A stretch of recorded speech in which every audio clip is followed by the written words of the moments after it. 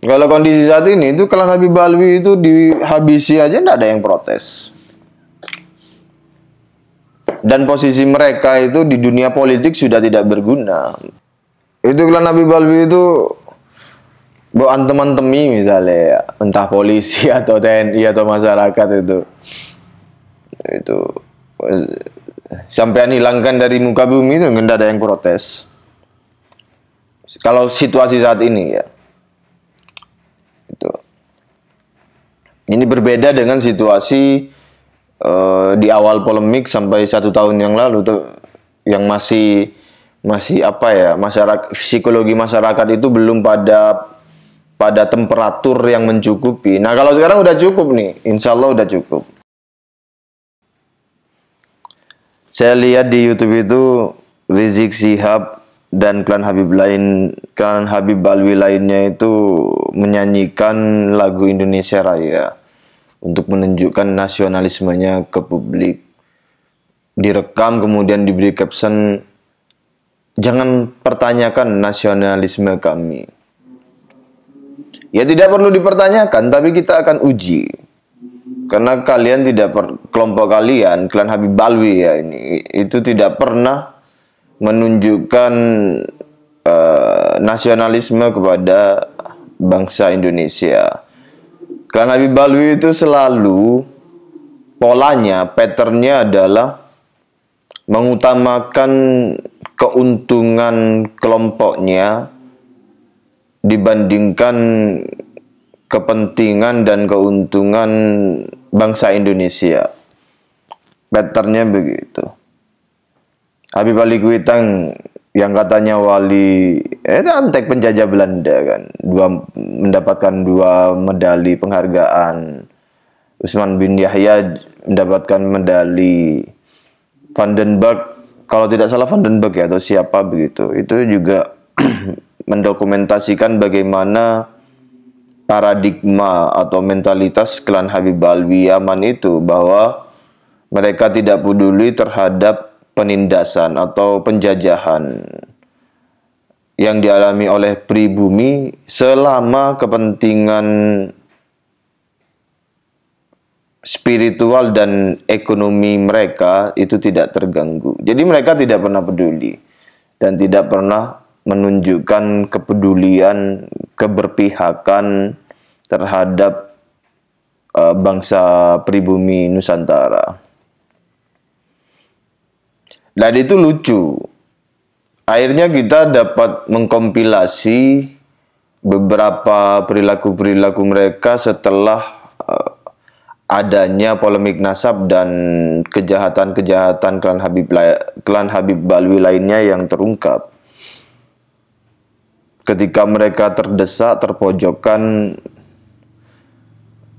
mereka mengubah gelar Habib menjadi Sayyid. Setelah dari Habib menjadi Sayyid, sekarang berubah menjadi Kiai Haji. Ada yang begitu. Itu dari, saya lihat itu videonya, DPP Ahlul Bait apa begitu. Itu Syiah itu. Aliran sesat itu. Nih, kalau tidak percaya, nih.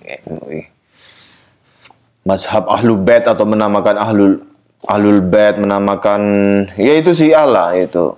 Klan Habib Alwi itu Syiah yang bertakiyah, itu jelas itu. Dan ini kita belum bidik ke Syiah, belum bidik isu Syiah secara sungguh-sungguh ya. Tapi itu Syiah itu. Jadi budak-budak yang mendukung klan Habib Alwi itu adalah mendukung penyebaran dan tegaknya kesesatan di Indonesia.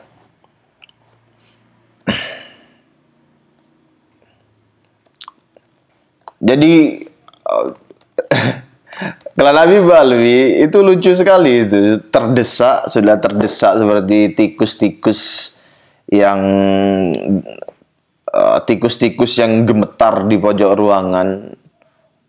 Akhirnya mereka melakukan berbagai cara supaya untuk selamat, meskipun itu mengkhianati diri mereka sendiri dan kawan-kawan mereka yang mendukung mereka. Klan Habib Alwi itu kan pengasuh khilafah kan, Bang HTI. bareng HTI, bareng ya PKS dan kroni-kroninya itu. Kemudian sekarang menunjukkan nasionalisme, menampakkan, bukan menunjukkan ya, tetapi mengkesankan dia memiliki nasionalisme, memiliki cinta tanah air terhadap Indonesia.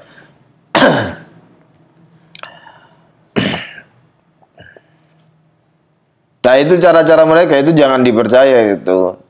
Mereka itu begitu melakukan berbagai cara kemunafikan. Yang penting terkesan, apapun cara yang memberi kesan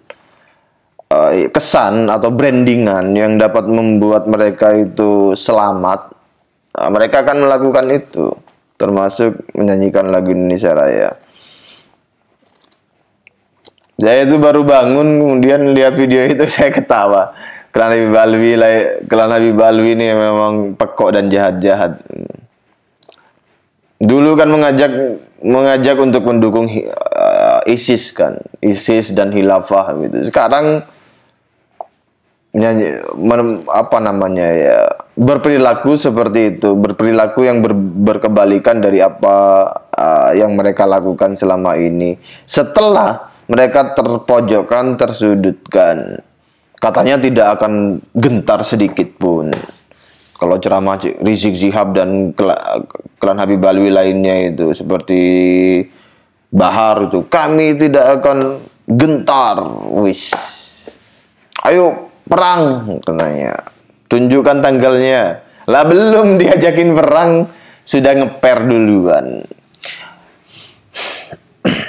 Jadi masyarakat jangan dibingungkan dengan apa yang mereka lakukan. Mereka boleh berbicara apa saja. Mereka boleh membuat iklan apa saja. Tetapi yang dilihat itu adalah realitas perilaku. Bukan ucapan, tapi realitas perilaku. Bagaimana bisa kita melihat mereka sebagai orang yang nasionalis? Wong klan mereka lah pelaku pembelokan sejarah, pembelokan makam, pembelokan silsilah leluhur Nusantara, melakukan propaganda yang mengkultuskan klan mereka sendiri dengan merendah-rendahkan dan menghina-hina, melecehkan, menindas martabat pribumi Nusantara. Kalau mereka itu memang merasa bagian dari NKRI, mereka tentu akan merasa terluka dengan adanya pembelokan sejarah, pembelokan makam, pembuatan makam-makam palsu, dan doktrin-doktrin sesat, cerita-cerita khurafat. Mereka tentu akan merasa terluka. Nah, kalau mereka itu memang dari awal memiliki rasa nasionalisme, mereka akan bersuara dan mengusut, ikut bersuara dan ikut mengusut terhadap pelaku-pelaku hal-hal yang mengancam eksistensi bangsa dan negara Indonesia. Tetapi faktanya mereka lah pelakunya. Itu yang pertama. Jadi kalau tidak terima mereka disebut pelakunya, ya kenapa mereka tidak bersuara terhadap kejahatan-kejahatan yang dilakukan oleh klannya? Bahkan pelaku-pelaku pembelokan sejarah itu sangat jelas dekat dengan Rizik Syihab. Sangat jelas dengan dekat itu dengan Rizik Syihab. Dengan Robito Alawi ada orang-orang ada di kandangnya sendiri. Ya tinggal lah yuk. Kalau memang punya rasa nasionalisme, nah itu diurus tuh, dihabisi itu. Habib-habib yang melakukan pembelokan sejarah, ceramah-ceramah pembelokan sejarah, melakukan penulisan-penulisan yang membelokkan sejarah bangsa. Nah, Habib-habib yang melakukan pembuatan makam-makam palsu, pembelokan identitas makam-makam dan lain sebagainya, itu diurus, dihabisi coba. Betul-betul dihabisi, jangan cuma omon-omon, jangan cuma memberi kesan-kesan. Kesan-kesan, wah saya cinta tanah air, nggak usah begitu. Ayo habisi. Ya harus dibuktikan. Omongan tanpa bukti itu kan cuma ini bohong-bohong aja, munafik gitu. Nah kalau tidak terima pelaku pembuatan makam palsu itu klan Habib Alwi, ayo kita urus benar-benar. Ke jalur hukum sudah siap. Tuh Bagus Mogi dan lain-lain itu sudah siap. Sejak lama udah siap. Bukti-buktinya banyak di media sosial, di YouTube, disebut nama Habibnya. Patternnya sudah kami ungkap. Petanya sudah saya bikinkan. Saya sudah ungkap sejak 1,5 tahun yang lalu. Kalau tidak terima seperti yang dilakukan yang diceramahkan oleh Qori Bangladesh itu di ceramah Majelis Nurul Mustafa, bahwa pelaku pembuatan makam-makam palsu itu adalah, atau pembelokan identitas makam-makam leluhur Nusantara itu adalah untuk memfitnah Habib gitu. Kira-kira secara substantif ya. Itu bukan Habib pelakunya, belum terbukti. Ya sudah, ayo kita urus betul-betul. Nah, kenapa kami, setidak-tidaknya kami ya, tidak membawa pemalsuan identitas makam, terutama itu, dan kasus-kasus lain itu ke ranah hukum? Ya karena ya ada pertimbangannya, ada. Terutama saat itu ya, saat itu, bukan saat ini. Jadi kondisinya berbeda antara saat ini dengan saat itu. Jadi saat itu kami menghindari clash of civilization. Karena yang penting itu prioritas utama adalah keselamatan bangsa Indonesia, bukan menghukum pelakunya. Adalah keselamatan bangsa Indonesia, menghindari gejolak yang sangat parah, dan seluruh masyarakat tahu bahwa ada kejahatan ini dan pelakunya ini. Itu prioritas utamanya. Nah, tapi kalau klan Habib Alwi tidak terima, ya monggo aja dibawa ke ranah hukum. Jangan omon-omon kayak Qori Bangladesh itu mulai propaganda gitu, memfitnah-fitnah.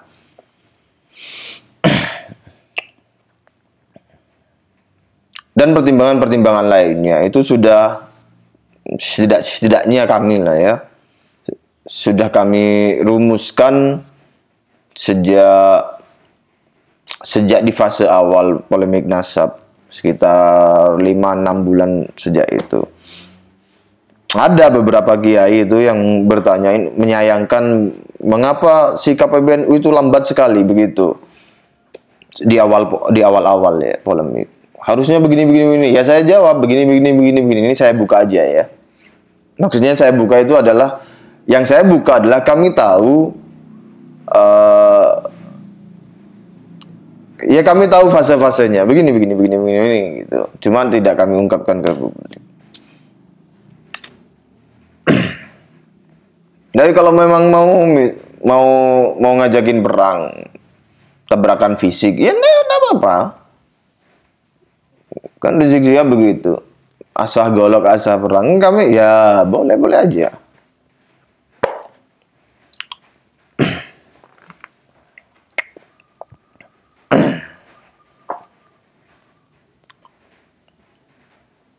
Sekarang kan sudah kan, ini Pak Subhan sudah jalan ke MK, sudah memasukkan secara resmi judicial review yang menyasar status kewarganegaraan klan Habib Alwi.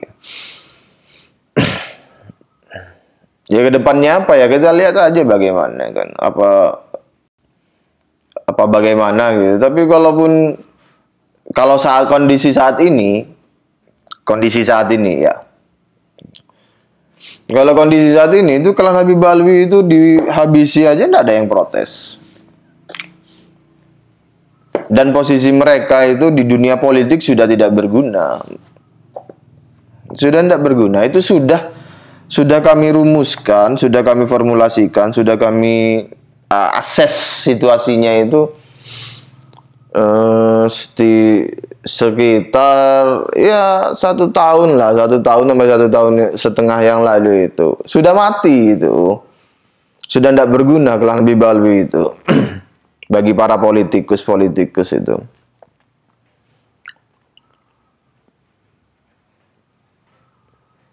Itu klan Habib Alwi itu buat teman-teman misalnya ya, entah polisi atau TNI atau masyarakat itu sampean hilangkan dari muka bumi itu nggak ada yang protes. Kalau situasi saat ini ya, itu ini berbeda dengan situasi di awal polemik sampai 1 tahun yang lalu tuh, yang masih apa ya, psikologi masyarakat itu belum pada temperatur yang mencukupi. Nah kalau sekarang udah cukup nih, insya Allah udah cukup. Kita ukur udah cukup. Udah itu ndak ada itu. MUI kenapa tidak bicara misalnya? Ya kami memiliki hipotesis tentang itu. PBNU kenapa itu udah ada peta-petanya gitu. Apakah peta itu benar ya? Wallahu a'lam bishawab. Tapi kami bisa inilah. Ya begitulah. Ini akidah klan Habib Alwi itu kan belum kita urus sungguh-sungguh kan. Kita hanya membicarakan gitu, tapi belum kita urus sungguh-sungguh. Makam itu, makam pembelokan sejarah itu kan belum kita bawa ke ranah yang sungguh-sungguh, seperti judicial review KMK ini kan. Apakah judicial review KMK ini pasti berhasil? Ya tidak tahu. Wallahu a'lam. Yang pasti harus kita jalani ikhtiarnya, sebagaimana ikhtiar melaporkan kesesatan akidah klan Habib Alwi ke MUI sudah kami tempuh kan. Ya respon MUI bagaimana ya monggo-monggo aja. Yang penting kami sudah melaksanakan kewajiban, yaitu melaksanakan ikhtiar sesuai dengan prosedurnya, sesuai jalannya. Nah kira-kira begitulah. Kira-kira begitu. Assalamualaikum warahmatullahi wabarakatuh.